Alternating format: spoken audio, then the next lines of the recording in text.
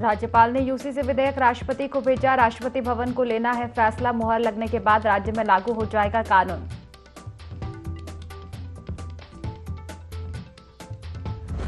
विधानसभा की कार्यवाही देखने पहुंची छात्राएं। सीएम पुष्कर सिंह धामी से मुलाकात कर लोकतंत्र के बारे में जाना। सीएम धामी बोले, युवाओं को होनी चाहिए लोकतंत्र की जानकारी।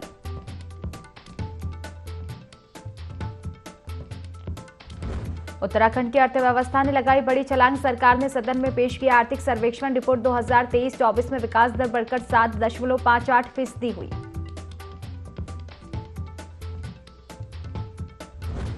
नैनीताल जिले के बिंदुखत्ता को राजस्व गांव घोषित करने की मांग के लिए विधानसभा कूच। पूर्व सीएम हरीश रावत के नेतृत्व में किया कूच। हरीश रावत बोले, मांग पूरी न होने पर सरकार बदल देंगे।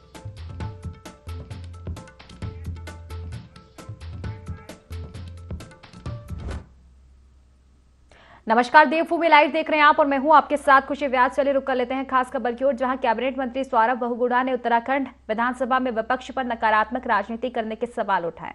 उन्होंने कहा कि विपक्ष हमेशा नकारात्मक भूमिका निभाने के लिए सामने आता है। सौरभ बहुगुणा ने कहा कि अगर विपक्ष हमारी कर्मियों को उजागर करता है तो हम उसे स्वीकार करने के लिए तैयार हैं, लेकिन विपक्ष हमेशा नेगेटिव भूमिका को लेकर ही सामने दिख रहा है। प्रदेश के कैबिनेट मंत्री बहुगुणा ने कहा कि विपक्ष ने इस बीच 2 बड़ी गलतियां की हैं। पहली गलती राम मंदिर के प्राण प्रतिष्ठा के अवसर पर अयोध्या न जाकर और दूसरा यूसीसी को समर्थन न देकर की।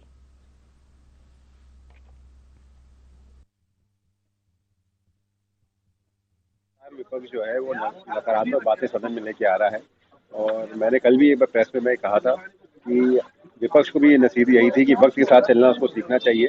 2 बार विपक्ष गलती कर चुका है। एक बार राम मंदिर जी की जब प्राण प्रतिष्ठा हुई उसमें उसने गलती कर दी और यूसीसी को सपोर्ट ना करके उन्होंने गलती कर दी। आज उत्तराखंड माननीय मोदी जी के सपनों का उत्तराखंड बन रहा है। आज उत्तराखंड का जो माननीय मोदी जी का सपना है कि आने वाला दशक उत्तराखंड का दशक हो, उसके परिणाम आज काम हो रहा है।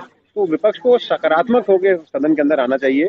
एक नेगेटिव सोच के साथ वो सदन में आते हैं, सदन को डिस्टर्ब करने के लिए आते हैं और मेरा बस उनको यही नसीहत है कि अच्छा काम हो रहा है, कहीं अगर हम गलत है तो उसको जरूर उजागर करिए, लेकिन हर समय नेगेटिव सोच के साथ, नकारात्मक सोच के साथ काम नहीं हो सकता, तो थोड़ा पॉजिटिव सोच के साथ भी काम करना चाहिए। लोकसभा चुनाव में उत्तराखंड की 5 सीटों पर प्रत्याशी उतारने को लेकर भाजपा प्रदेश कार्यालय देहरादून में पार्लियामेंट्री बोर्ड की बैठक हुई। भाजपा प्रदेश अध्यक्ष महेंद्र भट्ट की अध्यक्षता में बैठक हुई, जिसमें प्रत्याशियों के नाम को लेकर मंथन किया गया। महेंद्र भट्ट ने कहा कि हर लोकसभा क्षेत्र में हमारे पास प्रत्याशियों के नाम आए हैं, जिसमें न्यूनतम 5 से 7 प्रत्याशी और अधिकतम 5 से 8 प्रत्याशियों के नाम हमें प्राप्त हुए हैं, जिन्हें केंद्रीय पार्लियामेंट्री बोर्ड को भेजा जाएगा। इसके बाद वहां से प्रत्याशियों के नामों की घोषणा की जाएगी।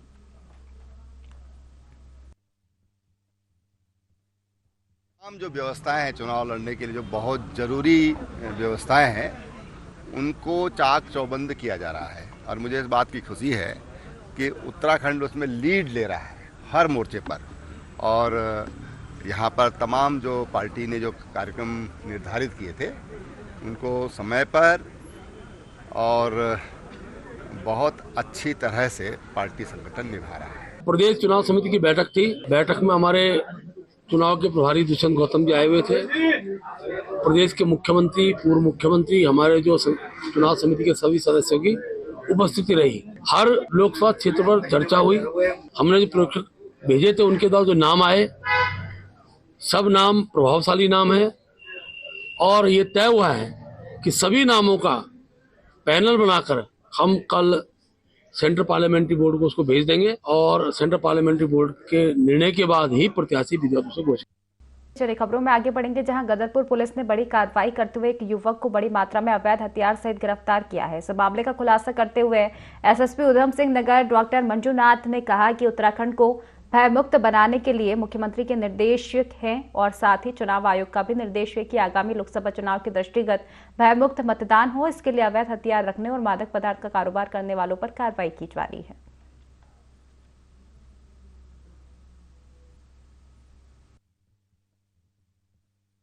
सोशल मीडिया पे लगातार हम लोगों का सर्वेलेंस बना रहता है और कोई भी इलीगल एक्ट या इलीगल वेपन के साथ यदि कोई सोशल मीडिया में वीडियो पोस्ट शेयर करता है तो उस पर हम लोग कड़ी कार्रवाई करते हैं। इसी क्रम में एक सूचना हमें मिली थी दिनेशपुर थाना क्षेत्र अंतर्गत, तो हम लोगों ने उसमें जो मुलजिम है उसको अरेस्ट कर लिया। उससे इलीगल वेपन भी हम लोगों ने बरामद किया है और साथ में उस पर आर्म्स एक्ट के अंतर्गत विधिक कार्रवाई की गई है। और इसमें मैसेज बिल्कुल क्लियर है कि सोशल मीडिया पे यदि कोई भी इलीगल एक्ट करते हुए या उसका एक्ट का वीडियो उसको पोस्ट करेगा तो उसके विरुद्ध कड़ी कार्रवाई की जाएगी। तो देखिए, एसएसपी मंजुनाथ ने इसकी जानकारी दी है। उत्तराखंड राज्य को भयमुक्त बनाने के लिए सीएम ने दरअसल निर्देश दिए हैं और इसी के तहत अवैध हथियार लहराने वाले युवक को गिरफ्तार किया है। तो देखिए, लगातार बदमाशों के हौसले बुलंद नजर आ रहे हैं, जिन पर कड़ी कार्रवाइयां भी की जा रही है।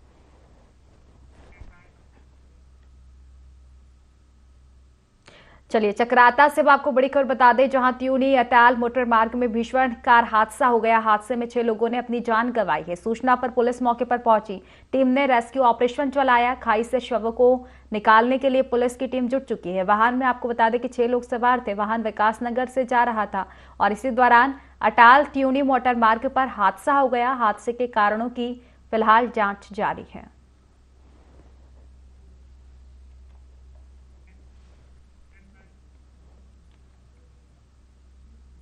विधानसभा बागेश्वर के नगरीय क्षेत्र और ग्रामीण क्षेत्र में व्याप्त पेयजल की समस्या से बागेश्वर वासियों को राहत मिलने वाली है। विधायक पार्वती दास का कहना है कि मंडलेसरा में पानी की टंकी लगभग बन गई है, जिससे नगरवासियों को पेयजल की समस्या से राहत मिलेगी।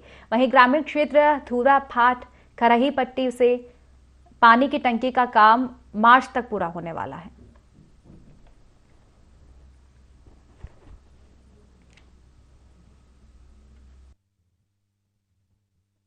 हमारे पूरे कार्य चल रहे हैं। जल निगम द्वारा भी एक टैंकी हमारी यहाँ ये मंडल सिरा में बन रही है और एक जल जो हमारा एक पंपिंग योजना है वो बुहाला कबाड़ा वाली, वहाँ पर भी वो पूर्ण होने वाली है। मार्च तक वो पूर्ण हो जाएगा और हम जल संरक्षण के लिए हम कार्य कर रहे हैं।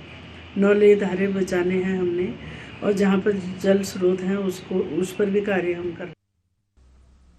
जोशीमठ में बारिश और औली में बर्फबारी के बाद मौसम खुशगवार हो चुका है। सीजन का तीसरा स्नो स्कीइंग प्रशिक्षण भी औली की बर्फ वाली वादियों में शुरू हो चुका है। सुबह से धूप खिली हुई है। मौसम साफ होने से नगरवासियों के साथ परीक्षार्थियों ने भी राहत की सांस ली है।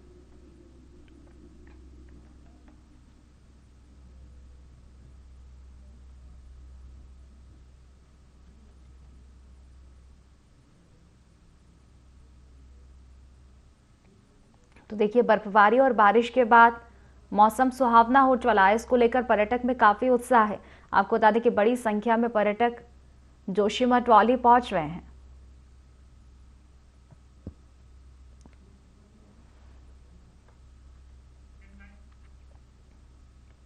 लोहाघाट में व्यापारियों ने शॉपिंग कॉम्प्लेक्स में शौचालय बनवाने की मांग की है। व्यापारियों का कहना है कि नगरपालिका शॉपिंग कॉम्प्लेक्स का निर्माण करवा रही है, लेकिन शौचालय का निर्माण नहीं कराया।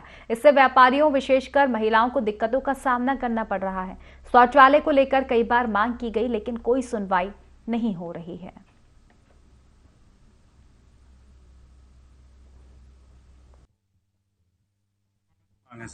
अब ये किराया तो बढ़ा ही देते हैं। अभी ये इस महीने से अब देखो ये क्या कहते हैं, ये कूड़ा उड़े का भी कर रहे हैं। कूड़ा उड़ा ज़्यादा होता नहीं है, फिर भी दिक्कत ही होती है। बनाना चाहिए सर। कॉर्पोरेट नेशनल पार्क में एक मादा बाघ की संदिग्ध परिस्थिति में मौत हो गई। घटना की जानकारी मिलते ही मौके पर पहुंचे वन कर्मियों ने बाघ के शव को कब्जे में लेकर पोस्टमार्टम के लिए भेजा। घटना के संबंध में जानकारी देते हुए रामनगर वन प्रभाग के डीएफओ दिगांध नायक ने बताया कि मृत मादा बाघ की उम्र 8 से 10 वर्ष है। उन्होंने बताया कि यह बाघ काफी उम्र दराज हो गई थी तथा शिकार करने में भी असमर्थ थी और इसके दांत भी घिस चुके थे। उन्होंने बताया कि मृत बाघ के सभी अंग सुरक्षित हैं। पोस्टमार्टम रिपोर्ट आने के बाद ही मौत के वास्तविक कारणों का पता चल पाएगा। हमारा कोसी रेंज में एक आज टाइग्रेस का कैरकेस मिला है। तो वहाँ वो लगभग 8 से 10 साल की टाइग्रेस लग रही है, ओल्ड फीमेल लग रही है। तो अभी हमारे 2 डॉक्टर्स भी आ चुके हैं, उसका पोस्टमार्टम कर रहे हैं और वहाँ जो एरिया में हमने पूरा कॉर्डन ऑफ करके पूरा जांच कर ली है। अब तक ऐसे कुछ सस्पिशियस कुछ मिला नहीं है और पोस्टमार्टम करने के बाद उसका डीएनए सैंपल्स और विसरा सैंपल्स भी हम सीसीएमबी हैदराबाद भेज देंगे और उसका जैसे ही रिपोर्ट आता है और क्लैरिटी आती है। सर में आगामी मार्च माह को देखते हुए ऊर्जा निगम ने वसूली की रणनीति तैयार करना शुरू कर दिया है।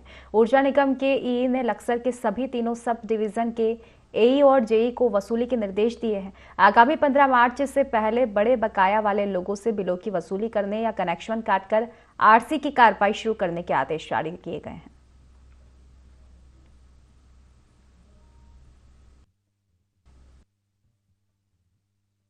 कनेक्शन काटे जा रहे हैं रोजाना के जो हैं, जो 50,000 से जो है ऊपर के बकायेदार हैं बड़े, उन पे आए दिन जो है कनेक्शन काटे जा रहे हैं। रेवेन्यू का जो है ऊपर से प्रेशर है शासन की तरफ से कि भाई जो है किसी भी हालत से जो है पैसा वसूल करना है। यूपीसीएल ने 400 करोड़ रुपए के लगभग का जो है ब्याज पे पैसा उठाया एक मंथ के लिए, इसीलिए कि जो है भाई पैसे जो है सप्लाई हमारी मेंटेन बनी रहे। ढोल नगारों से सभी को सूचित करा जा रहा है, करवाया जा रहा है। ये गांव-गांव में कैंप लगाए जा रहे हैं, शहर में कैंप लगाए जा रहे हैं और बाहर से भी टीम के द्वारा चेकिंग करवाई जा रही है। उसके साथ में कनेक्शन काटे हुए जो पकड़े जाते हैं उनके खिलाफ जो है FIR भी की जा रही है। बनभूलपुरा हिंसा का मास्टरमाइंड कहे जा रहे अब्दुल मलिक को पुलिस ने सलाखों के पीछे पहुंचा दिया है।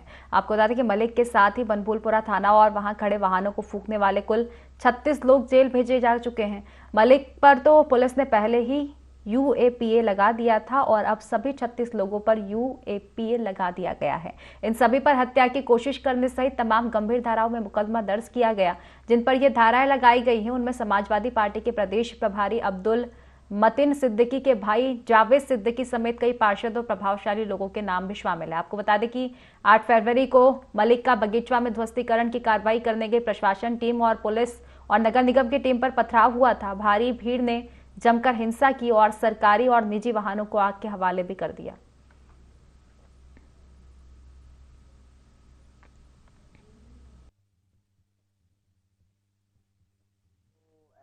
ऑलरेडी हो रखी है, उसमें UAPA हमने सम्मिलित कर रखा है और अभियुक्त जो अब्दुल मलिक है वो पुलिस कस्टडी रिमांड में है। उससे पूछताछ की जा रही है। जैसे भी साक्ष्य आएंगे और जिस तरीके के तथ्य आएंगे उसके हिसाब से और भी अगर कठोर प्रोविजनों में डालने हैं तो वो भी हम विवेचना में सम्मिलित। देखिए, नामजद अभियुक्तों में से सिर्फ एक अभियुक्त जो है अब्दुल मलिक का पुत्र अब्दुल मोहिद, वो फरार है। बाकी सभी लोगों की गिरफ्तारी हो गई है। अब्दुल मोहिद की गिरफ्तारी भी हम जल्दी कर लेंगे। हल्द्वानी पहुंची महिला आयोग की अध्यक्ष कुसुम कंडवाल ने बनभूलपुरा हिंसा में घायल महिला पुलिसकर्मियों और अन्य कर्मचारियों से मुलाकात की। इस दौरान उन्होंने हिंसा के दौरान महिला पुलिसकर्मियों के साथ हुई बर्बरता के बारे में पूरी जानकारी ली। इस दौरान महिला आयोग की अध्यक्ष कुसुम कंडवाल ने कहा कि सुनियोजित रूप से महिला पुलिसकर्मियों और नगर निगम कर्मचारी अधिकारियों को टारगेट बनाकर हमला कर हिंसा फैलाना और आगजनी करने वालों को किसी भी कीमत पर बख्शा नहीं जाना चाहिए। आयोग सारी जानकारियां और साक्ष्य जुटाकर मुख्यमंत्री के समक्ष रखेगा। जिन महिलाओं ने पत्थरबाजी की है उनको भी चिन्हित किया जाना चाहिए।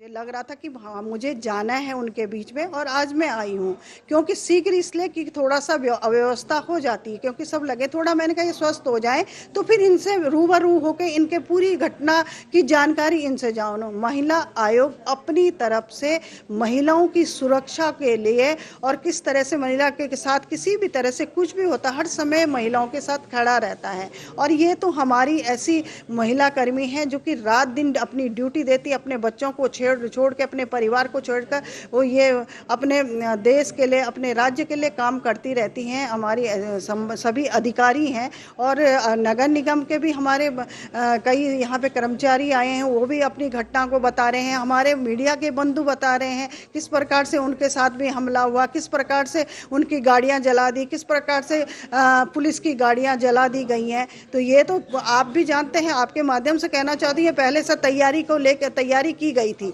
और ये इसमें से कोई भी अपराधी छूटना नहीं चाहिए। चिन्हित कीजिए। पहले तो जो अरेस्ट हुए हैं जितने लोग हैं उनके परिवारों को पहले तो आप घेरे में ले लीजिए, क्योंकि इन लोगों ने पहले से तैयारी, पूरे बच्चों का भी माइंड वॉश किया है, महिलाओं का भी माइंड वॉश किया है। तो कहीं ना कहीं चिन्हित होंगे। शासन प्रशासन अपना काम कर रहा है। मेरी अभी बात हो रही है डीएम साहब से, हो रही है SSP साहब से भी हो रही है, सभी से बात हो रही है कि ये लोग कोई छूटने नहीं चाहिए। सरकार पूरी तरह आपके साथ खड़ी है। उत्तरकाशी की धरासू पुलिस ने लकड़ी तस्करी के खिलाफ बड़ी कार्रवाई की है। इसके तहत पुलिस ने नगुण बैरियर्स के कांजल काट की लकड़ी की तस्करी करते 3 आरोपियों को गिरफ्तार किया है। आरोपियों के पास से करीब 20 लाख रुपए की कांजल की लकड़ी बरामद की गई है। बताया जा रहा है कि आरोपी बानपुर किशनपुर के जंगलों से लकड़ी काटकर यूपी ले जा रहे थे।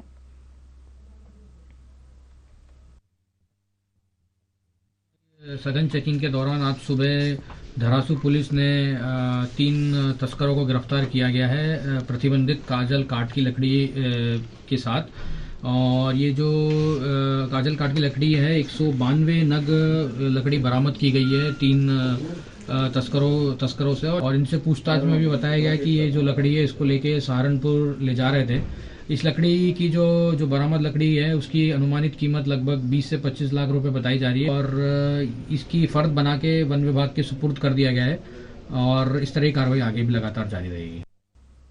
उत्तराखंड विधानसभा के बजट सत्र का तीसरा दिन रहा। सदन की कार्यवाही प्रारंभ भी हो गई है। सदन में सरकार आर्थिक रिपोर्ट पेश करेगी। सदन के अंदर प्रश्नकाल जारी है। विधायकों की तरफ से अपने प्रश्न किए जा रहे हैं, तो वहीं सदन के अंदर जाने से पहले विपक्ष के नेताओं ने सरकार को घेरने का काम किया। बजट को लेकर विपक्ष के नेताओं ने कहा कि इस बजट में युवाओं, महिलाओं और किसानों के लिए कोई जगह नहीं है। यह बजट निराधार है, और सदन के अंदर भ्रष्टाचार के मुद्दे को विपक्ष प्रमुखता से उठाने का काम आठ कर रहा है। महंगाई कैसे कम हो, इस पर कोई ना तो सरकार ने चिंतन किया ना कोई बात कही।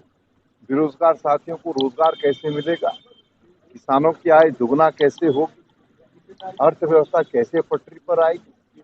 अगर हम पूरे बजट को देखें तो कहीं पर भी किसी भी जो है क्षेत्र में जो है कुछ होता हुआ दिखाई नहीं दे रहा है। महिलाओं के प्रति समर्पित बजट बोलते हैं, लेकिन आशा, आंगनवाड़ी और भोजन माताएं जो है लगातार जो है धरना प्रदर्शन करने का काम कर रहे हैं। नौजवान साथी रोजगार के लिए संघर्ष करने का काम कर रहे हैं। तो मैंने कहा ना कि आज एक समाचार पत्र में मैं देख रहा था कि नेता सदन एक हेलीकॉप्टर पर हैं, बजट भी हवा हवाई निराशाजनक है। इसमें न किसानों की बात सही है, न नौजवानों की बात सही हुई है, शब्दों की बाजीगरी है। नौकर शाहों का बजट है, नौकर शाहों ने बनाया है, जिन्हें धरातल के बारे में कोई जानकारी नहीं होती है, और भविष्य के जो एक रोड मैप होना चाहिए इस बजट में कहीं नहीं दिखाई दे रहा है। इन्वेस्टर समिट के नाम पर कहा जा रहा है कि एक उद्योग आएंगे। बताए सरकार, पहले भी इन्वेस्टर समिट हुआ था, कितने उद्योग लगे। अब ग्लोबल इन्वेस्टर मीट में 3.5 लाख करोड़ के प्रस्ताव आए हैं, लेकिन बताएं किस जिले पे लग रहे हैं, कहाँ प्रस्ताव आए हैं, किस उद्योग लगाने के लिए प्रस्ताव आए हैं। मजदूर, किसान, नौजवान महापुस्तक की बात कर रहे हैं, कहाँ पर इसका जिक्र है। तमाम निराशावादी है, शब्दों की जादूगरी है। इसके अलावा इसमें और लगातार कर्ज बढ़ रहा है। डबल इंजन की सरकार और कर्ज में लगातार प्रदेश सरकार राज्य में हर व्यक्ति के ऊपर कर्ज थोप रही है। हरिद्वार में इन दिनों जंगली जानवरों का आना रिहायशी इलाकों में लगातार जारी है। ताजा मामला हरिद्वार के जगदीशपुर क्षेत्र का है, जहां पर सुबह एक जंगली हाथियों का झुंड जंगल से निकलकर कॉलोनी की ओर जा रहा था। इसके बाद किसी स्थानीय निवासी द्वारा इसका वीडियो बना लिया गया, जो सोशल मीडिया पर काफी वायरल हो रहा है। इससे पहले भी इस तरह की घटनाएं शहरी क्षेत्रों में होती रही है। वन विभाग इस दिशा में अभी तक गंभीर नजर नहीं आया।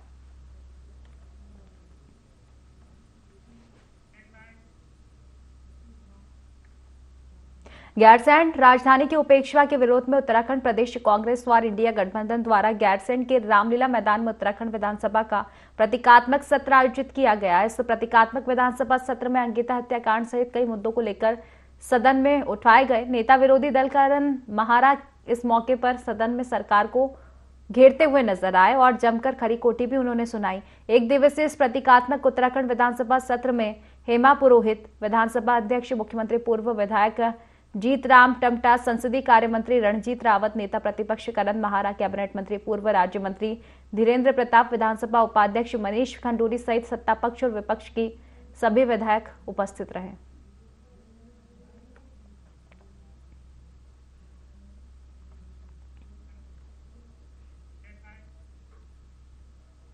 तो फिलहाल देवभूमि लाइव में बस इतना ही। आप बने रहिए IND24 के साथ। नमस्कार।